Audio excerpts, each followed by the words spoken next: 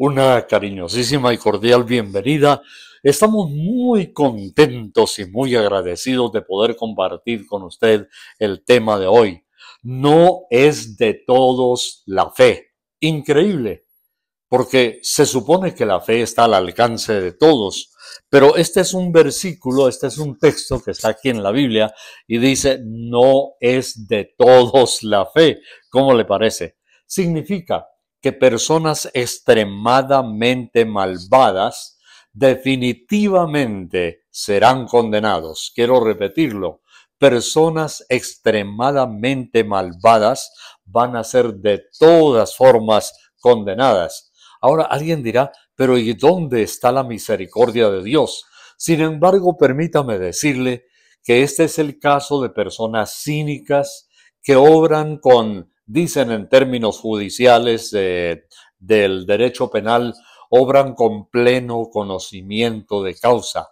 Gente que voluntariamente y de forma pervertida blasfema contra Dios, rechaza a Dios y deciden de una manera consciente hacer las peores maldades que ellos se puedan imaginar. Hay perversos y entonces es una maldad, digamos, voluntaria. Sí, conocimiento de causa pleno. Ahora, yo quiero que usted me acompañe. Voy a mencionarle por lo menos unos 2 o 3 casos también de personajes que quizá en determinado momento, ya muy tarde, se dieron cuenta de toda la maldad que habían cometido y de las blasfemias. Esta palabra es muy importante. Blasfemias contra Dios, maldades contra otras personas. Por eso yo quiero que por favor me acompañe en este momento a la segunda epístola a los tesalonicenses, el capítulo 3. Sí, señor. Segunda a Tesalonicenses, el capítulo 3. Y allí encontramos en ese texto de la Biblia cosas muy importantes. Dice, y para que seamos librados de hombres perversos y malos, porque no es de todos la fe. Ahora, el contexto, miremos el contexto bajo lo cual se dice esto. El versículo 1 dice, orad por nosotros para que la palabra del Señor corra y sea glorificada, así como lo fue entre nosotros. Y viene el texto, y para que seamos librados de hombres perversos y malos, porque no es de todos la fe. Pero fiel es Dios, el Señor, que nos afirmará y nos guardará del mal. Esto significa que hay gente con una extrema perversidad, como lo que hemos estado viendo en el mundo actualmente. Hombres que violan niños, niñas, los matan, inocentes los despedazan. El magnicidio, por ejemplo, que hubo en Colombia con el senador Uribe Turbay, algo realmente impresionante. Y uno oye voces entre políticos, entre adversarios, entre comillas, el uno del otro, con una maldad terrible. Personajes, dictadores, presidentes que blasfeman, proclaman cosas y dicen cosas contra Dios, ¿sí? Por ejemplo, allí escuchamos al presidente decir, no me detendrá ni Dios ni Miguel Uribe, imagínese. Bueno, Miguel Uribe pasó a la historia, entre comillas, ¿verdad? Ahora falta que tenga la persona que enfrentar a Dios. Por eso estamos con esta palabra en el día de hoy, para que podamos tener una dimensión, para que podamos tener una convención y una comprensión exacta de las cosas que están sucediendo a nivel mundial en nuestro tiempo actual. Y no solamente de una persona, nos referimos a cualquier ser humano. Por ejemplo, permítame compartirle con usted de personas que murieron quizá antes de tiempo y humanamente fueron humanamente productivos en algunas cosas en esta tierra, pero estaban desesperados al final de la vida en cuanto a su futuro eterno. En otras ocasiones de estas conferencias y predicaciones hemos mencionado otros casos diferentes, pero hoy quiero traer a colación, por ejemplo, este. Casi nadie ignora quién fue Napoleón Bonaparte, ¿verdad? El extraordinario, el excelente general militar, conquistador francés, famoso, tantos reinos que conquistó y dijo al morir lo siguiente, mire qué interesante: muero antes de tiempo y mi cuerpo volverá al polvo. Tal es mi suerte, la suerte del que ha sido llamado el gran Napoleón. Y enseguida exclamó: ¡qué gran abismo hay entre mi profunda miseria y el reino de Cristo! ¡Wow! Oírle. Y tal vez usted nunca lo había escuchado, que esto lo dijo Napoleón Bonaparte. Pero qué cuadro comparativo, qué gran abismo hay entre mi profunda miseria y el reino eterno de Cristo. Y enseguida él expiró. Thomas Hobbes fue un hombre escéptico que incluso se dice que llegó a pervertir. ¿Cómo le parece? Llegó a pervertir a algunos de los hombres de Inglaterra, de los famosos hombres, los pervirtió. Exclamó lo siguiente: si todo el mundo fuera mío, lo daría por vivir un día más. Oiga, si todo el mundo, piensa en la dimensión, lo daría por vivir un día más. Ojalá encontrara un hueco por el cual me pudiera escapar. Estoy a punto de dar un salto a las tinieblas. Oiga, qué incertidumbre, qué angustia y qué desesperación. Él había sido de este perfil que acabamos de mirar, personajes blasfemos que voluntariamente se les antojó ser como ellos quisieron ser. Y luego también tenemos a M.F. Rich, un ateo, uno de los que blasfemó contra Dios. Gritó antes de morir: preferiría más bien ser asado en un horno durante 1.000.000 de años que pasar toda la eternidad en los mismos horrores eternos que pesan sobre mi alma. ¿Cómo sería, por un aspecto, por una parte, mejor dicho, la desesperación tan terrible, pero por otra, indudablemente aquí podemos deducir, discernir que este hombre alcanzó a tener la dimensión de la angustia, pero además de su perversidad y de su maldad, que hizo la comparación y dijo: preferiría 1.000.000 de años en este tormento terrible, pero no toda la eternidad. Eso fue lo que él quiso decir. Entonces, como vemos, y hay muchísimos más en la historia de la humanidad, no solamente se dieron cuenta demasiado tarde de su vida en esta tierra, que no habían servido para nada, que habían sido perversos, malignos, blasfemos. El perfil, sí señor, de esta gente que estamos llamando en el día de hoy los extremadamente malvados, que definitivamente serán condenados. Ahora comprendemos mejor el texto que acabamos de leer, ¿verdad que sí? Dice la Biblia: porque no es de todos la fe. Y ya damos la gran razón. La Biblia lo dice: no es de todos la fe, porque son tan malvados a extremos, son tan perversos y además blasfemos, que definitivamente la Biblia lo dice de una manera contundente y de una manera muy poderosa, digamos, que es irrefutable, no es de todos la fe. Bien, entonces, hay cosas que son reservadas, algunas para la eternidad feliz, completa, y otras reservadas para el fuego eterno. Vea, la Biblia nos habla y encuentro dos términos aquí: reservados para esto o reservados para el otro. Qué interesante, mire qué impresionante. Vamos a leer entonces, por favor, si me quiere acompañar ahora a la segunda epístola de Pedro.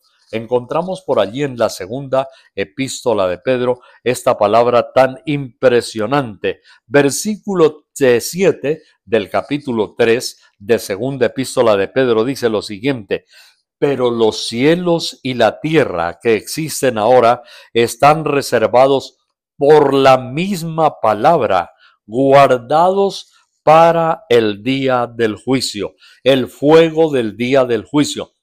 Observe lo que dice aquí la Biblia: reservados. La tierra y los cielos que ahora existen están reservados para el fuego en el día del juicio y de la perdición de los hombres impíos. Sí, Señor. Así como lo oye, esta tierra está reservada en el campo espiritual de los que hicieron la impiedad, de los perversos, está reservada para juicio, para condenación y para fuego. Muy bien. Pero ahora tenemos entonces no solamente Segunda de Pedro, el capítulo 3 y el versículo 7. La Biblia nos habla también y nos acerca justamente a momentos en los cuales la Biblia nos dice que para el cristiano, para la persona que hizo el bien, está reservado la bendición, está reservado en los cielos la bendición para esas personas. Ahora, esta expresión que acabamos de leer, el cinismo, de la expresión del conocimiento de la causa, nos afirma y nos lleva precisamente a Romanos el capítulo 2, por favor acompáñeme, el versículo 14 al 16, porque también es elocuente esta palabra. La Biblia nos dice en Romanos 2 y el versículo 14 al 16 lo siguiente: porque cuando los gentiles que no tienen ley hacen por naturaleza lo que es de la ley, estos, aunque no tengan ley, son ley para sí mismos. Y la Biblia nos dice que está reservado para los justos, para los que aman a Dios, está reservada una gloria eterna, una gloria perpetua. Sigue diciendo la Biblia, esta conciencia muestra la obra de la ley escrita en sus corazones, y esa conciencia, dice, les da testimonio a las personas, bien sea acusándoles o defendiéndoles sus razonamientos en el día que Dios juzgará por Jesucristo los secretos de todos los hombres conforme a mi evangelio. ¿Qué implica esto? Que hay un código moral. Alguna vez lo estuvimos explicando, que se llama la conciencia, y ese código, aunque haya personas que digan que no supieron nada de Dios, porque ya acabamos de ver la primera parte radical, los que sí sabían, pero con pleno conocimiento de causa lo hicieron. Pero hay otros que dicen, yo no sabía nada de Dios. La Biblia dice que hay un código moral, como le dijo uno de los famosos psicólogos suizos, sí, que nosotros tenemos un código moral. No era cristiano, pero lo dijo casi textualmente con las palabras de la Biblia. De tal manera que en este sentido nosotros nos tenemos que enfrentar indudablemente ante el trono y la majestad de Dios. La Biblia dice que para los hijos de Dios está reservada en una gloria inmarcesible en los cielos la bendición del Señor. Bueno, ahora, en estos casos, por ejemplo, extremos que vemos, me gustaría que usted me acompañe rápidamente a la epístola que se encuentra antes del Apocalipsis y es Judas. Y allí tenemos algo realmente impresionante sobre el perfil, sobre el cuadro espiritual y psiquiátrico de la gente que está en pleno conocimiento y con extrema maldad. Judas, el capítulo 1 y el versículo 13 dice: estas personas malvadas son fieras ondas del mar que espuman su propia vergüenza, estrellas errantes para las cuales está reservada eternamente la oscuridad de las tinieblas. ¡Wow! Personas malvadas, mire, personas que son realmente conscientes de todo lo que hacen. Pero además la Biblia afirma lo siguiente: estos son los que causan divisiones, los sensuales que no tienen al Espíritu de Dios, son murmuradores, querellosos, según sus propios deseos, cuya boca habla cosas infladas, adulando a las personas para sacar provecho de ellas. Ahí está entonces el perfil que nos dice la palabra de Dios de esta gente que está condenada ya en vida por toda la forma de su perversidad y de su iniquidad. Bien, entonces acabamos de ver ya, conforme a nuestro título, no es de todos la fe. Extremadamente malvados serán definitivamente condenados. Bueno, ahora yo quiero, antes de concluir en el día de hoy, ver otros dos aspectos rapiditos, los que realmente por pura ignorancia no pudieron comprender ciertas cosas y se portaron mal. Vamos, por favor, acompáñeme en este sentido de la ignorancia. Hechos, el capítulo 3 y los versículos 15 al 17 en el Nuevo Testamento. Sí, Hechos, el capítulo 3, y vamos a mirar allí algo muy interesante. Estamos entonces para leer el versículo 15. Aquí está el apóstol Pedro predicando y nos dice algo que nos revela el segundo cuadro o aspecto de la gente. Dice, Hechos capítulo 3, versículo 15, dice la Biblia, y matasteis al autor de la vida, a quien Dios ha resucitado de los muertos, de lo cual nosotros somos testigos. Aquí está el apóstol Pedro predicando uno de los mensajes más fervorosos, más ardientes ante una gran multitud en la ciudad de Roma, parado frente al pórtico del templo de Salomón. Él dice, el Dios de Abraham, el Dios de Isaac y de Jacob, el Dios de nuestros padres, ha glorificado a su Hijo Jesucristo, a quien vosotros entregasteis y negasteis delante de Poncio Pilato, cuando éste había resuelto ya ponerle en libertad. Entonces, mire, aquí hay un asunto, hay una acusación.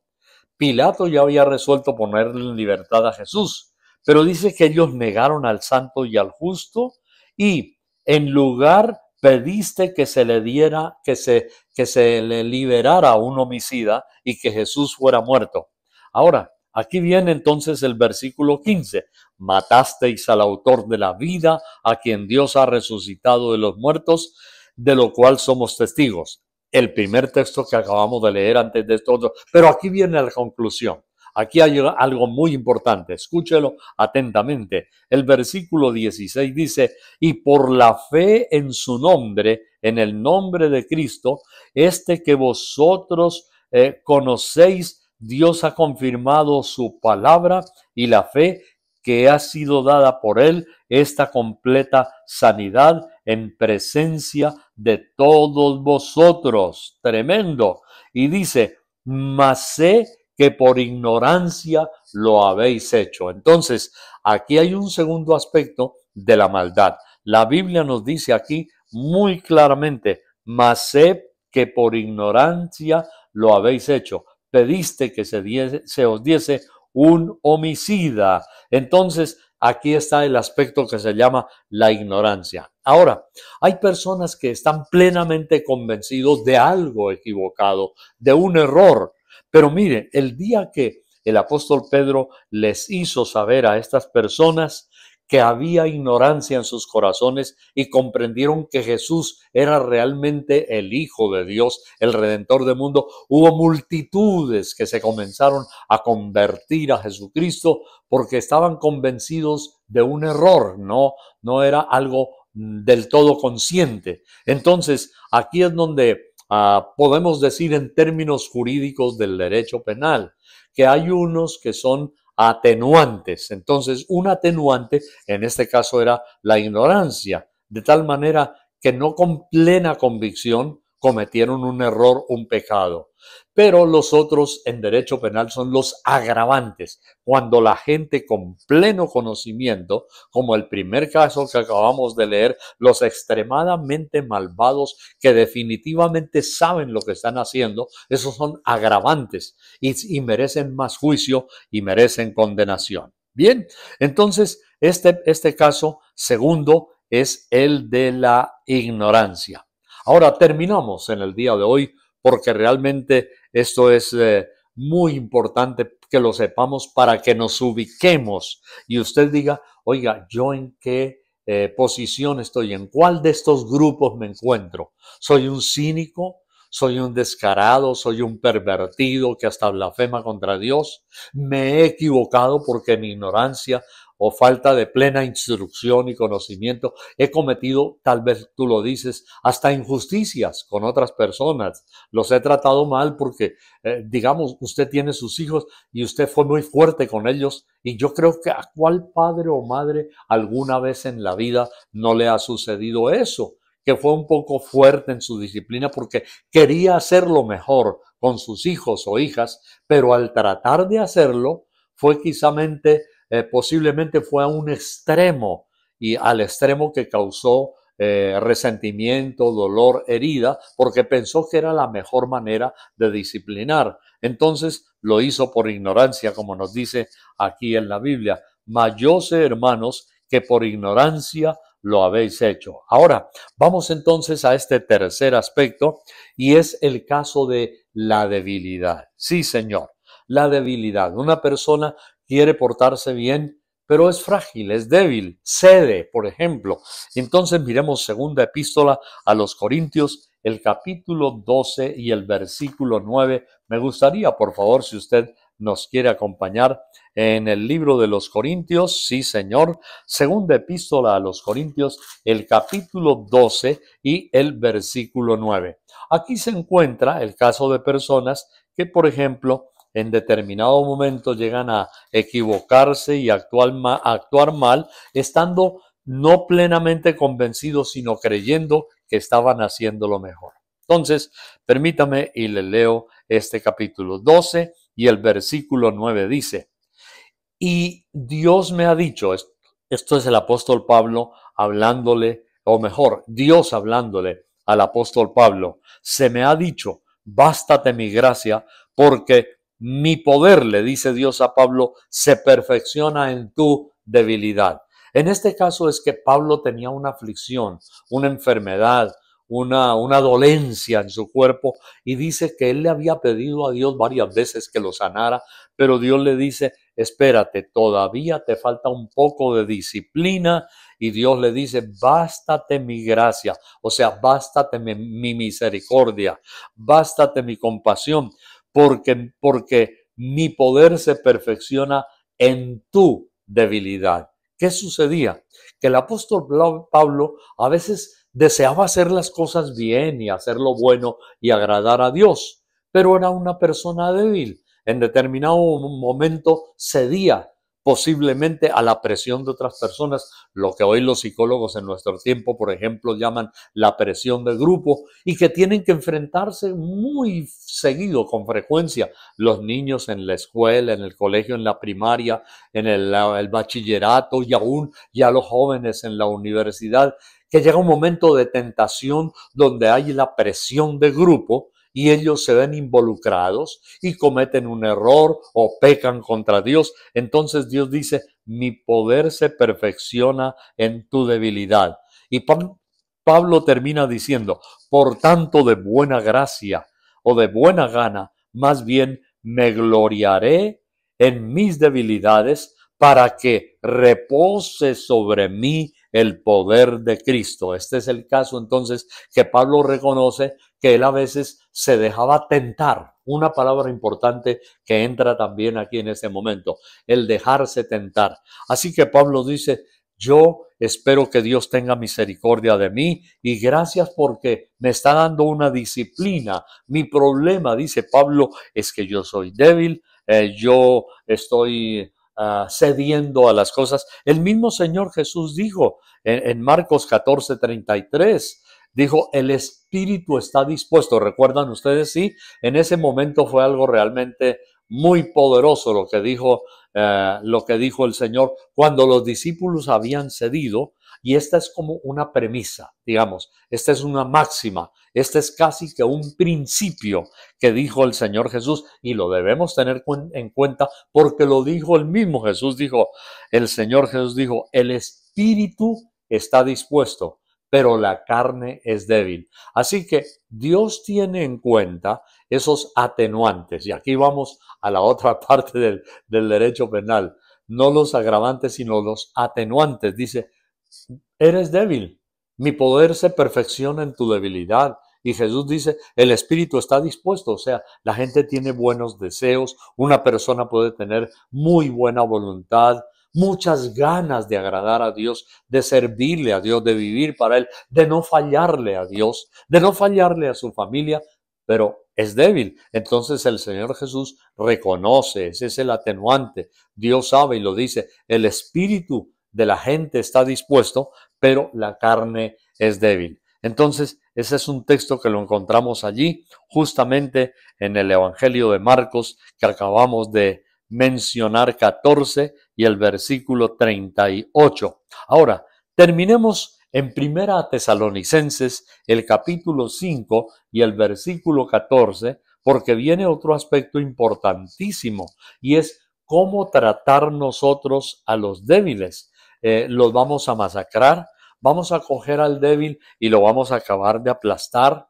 ¿Vamos a acabar de destruirlo aparte de la tristeza que ya tiene? Y entonces ahí vemos en Primera Tesalonicenses el capítulo 5 y el versículo 14 nuestra reflexión, nuestra recomendación de parte de Dios. Dice la Biblia lo siguiente: también rogamos, hermanos, que amonestéis a los ociosos, que alentéis a los de poco ánimo. Y miren lo que dice aquí con los débiles, que sostengáis a los débiles y que seamos pacientes para con todos. Oiga, qué importante. Mire, esto se llama también compasión, misericordia, comprensión. Estas tres palabras son muy importantes: compasión, misericordia, comprensión, comprender a la otra persona que es débil, cómo lo debemos tratar. Y esto es válido para nuestras relaciones, y aquí hablamos ya de un aspecto social, de relaciones, que dicen también los psicólogos, relaciones interpersonales. ¿Cómo nos debemos tratar? Entonces, con un poco de comprensión, de cariño, de tal manera que dice a los ociosos, amonéstenlos, pero alienten a los de poco ánimo y sostengan a los débiles siendo paciente para con todos. Esto es válido para tus relaciones interpersonales, con nuestra propia familia, incluso usted con sus hijitos, con sus hijitas, sostener a los débiles. Ellos pueden llegar a fallar en determinado momento, pero que Dios nos ayude para no ser tiranos, para no ser crueles,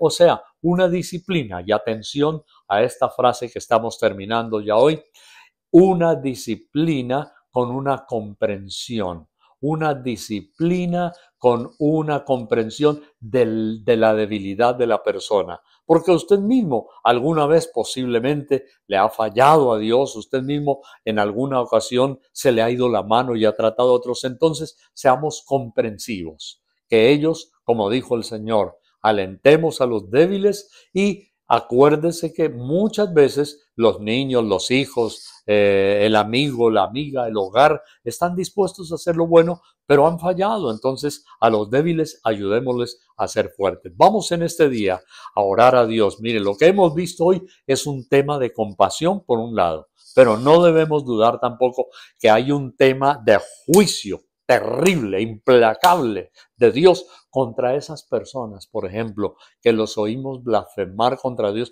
lo hacen con conocimiento de causa, lanzan maldiciones al cielo y hacen cosas terribles, masacran, asesinan y saben lo que están haciendo, pero no les importa, son crueles y despiadados. Ellos, como quizá Napoleón y otros que hemos mencionado, irán al infierno y la mano de Dios la tendrán que enfrentar. Alguien que diga, ni Dios podrá detenerme de hacer, imagínese, que ni Dios podrá hundir el Titanic, así dijeron en aquella ocasión, y vea lo que pasó. Entonces oremos a Dios. Lo invito, amigo televidente, por favor, incline su rostro conmigo y ore a Dios conmigo. Haga esta oración y entréguele su vida a Cristo. Dígale así, Señor, yo me arrepiento. Te pido, dile, perdóname de todos mis pecados, límpiame con tu sangre preciosa que vertiste en la cruz. Señor, reconozco que he fallado, que he pecado, y te ruego, Señor, perdóname y ayúdame, Señor. Perdóname cuando he tratado y he sido duro, incomprensivo con otros. Límpiame con tu sangre y ayúdame, Dios, a vivir para ti todos los días de mi vida. Dios te bendiga, amigo televidente, y no olvides que compartir este video podemos a muchos ayudar para sacarlos y bendecir, sacarlos de su aflicción y bendecir. En el nombre de Jesús. Amén.